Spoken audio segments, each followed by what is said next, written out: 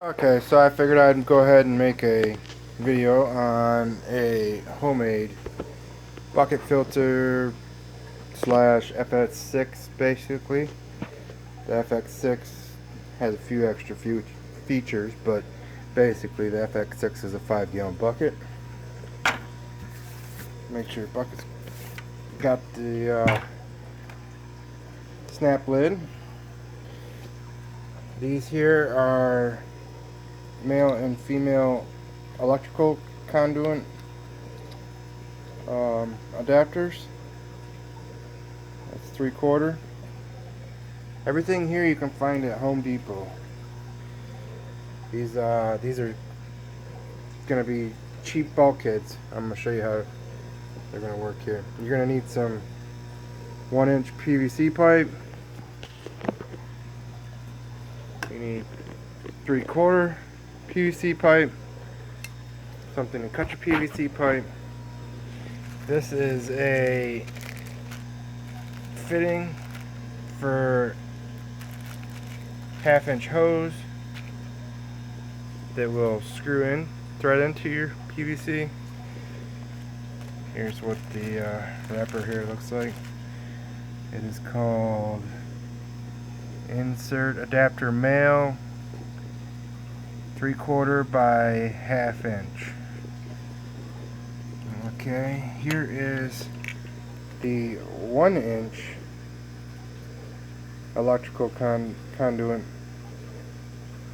male and female adapters. So the gasket that I found that works great with the 1-inch homemade bulkhead we're gonna make is this reducing washer.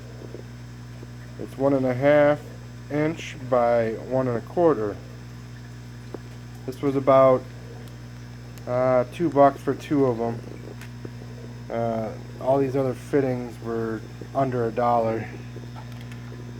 Okay, and then for the 3/4, I found number 18 O-rings in your plumbing area. Fit that good. I got two 90-degree elbows for the 1-inch. I have one 3/4 slip with thread elbow. So the first thing you're going to need to do is go ahead and find you a flat spot on the lid with no words.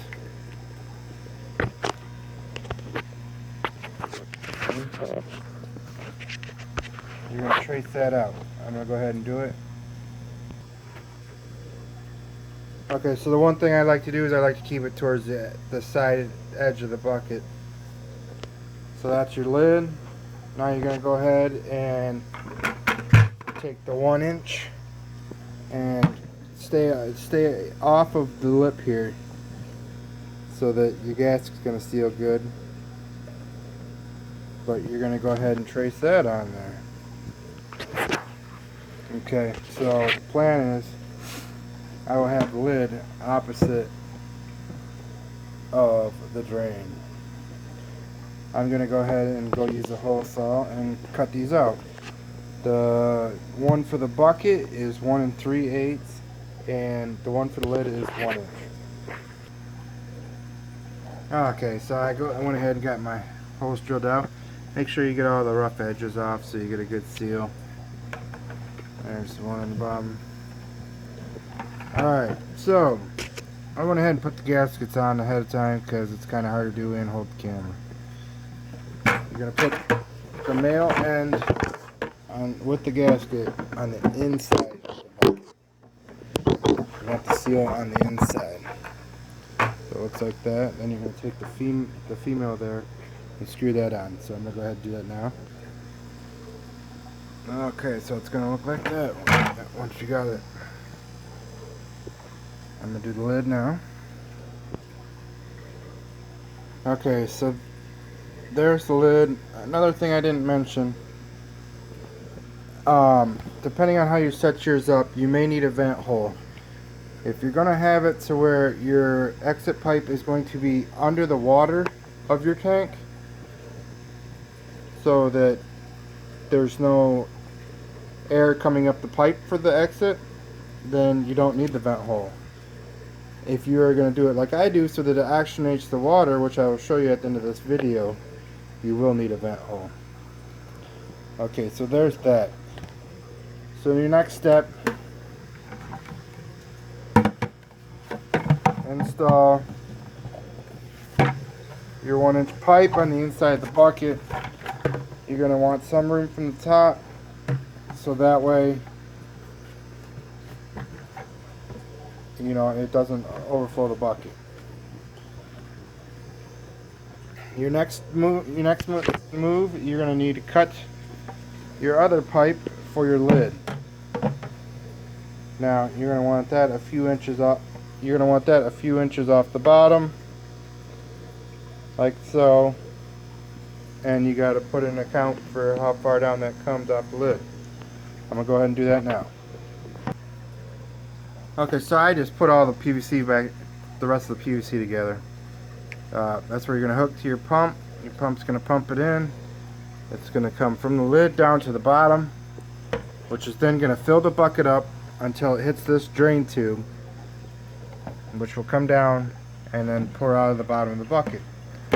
Now, when I was at the dollar store to get my cheap filter media, which these little pot scrubbers, you get 5 for $1. They get the best surface area in my opinion. Okay. I also found these baskets for Halloween. And these baskets, if you cut out 3 of the little things here on each end, on opposite ends, you'll be able to slide it down in there perfect over top of the pipes and everything, and it'll give you a couple inches on the bottom to where nothing will get plugged up. Okay, and then I took and I put filter mat over top of the first layer to catch all the debris on the bottom, and then I simply, once I did that, I stacked one this way on top of the filter mat so it won't raise up, stacked the next one straight up, and put all my filter media in here. And then the next one, if you do it right, these will actually sort of lock together. I don't know if you can see that. Okay, so basically this is like a media filter basket, and then you can do as many, you know, layers to the top as you want. Now I'm going to go ahead and throw all that together and hook it up and show you the finished product. Okay, so here we go. We got it running, putting plenty of aeration into the water.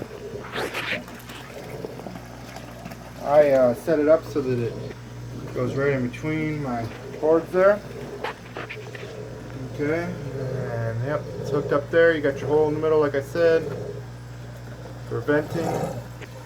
Let me open this up a little bit. Okay, I did notice now that those filter baskets that I was talking about, once you got the media in there, they're pretty buoyant. So what I did, I don't know if you can see that, is I just went ahead and put rock on top of the top one, just to hold them all down into the water. And you got your water draining down that pipe.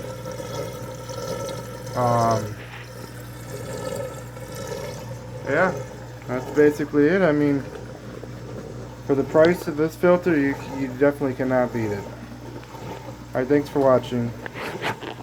And idea of the video is credit of Aquarium Co-op. I just tweaked it a little bit. Thank you.